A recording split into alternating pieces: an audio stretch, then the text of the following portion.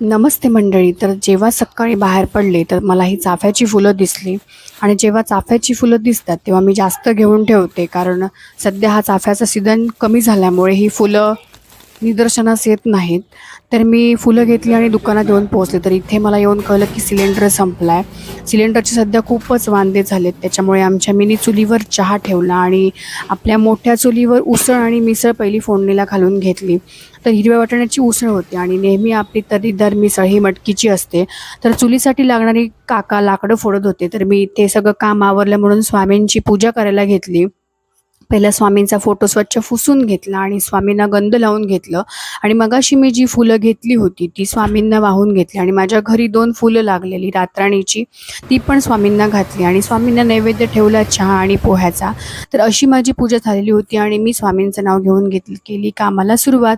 तर कसा वाटला व्लॉग कमेंटमध्ये नक्की सांगा.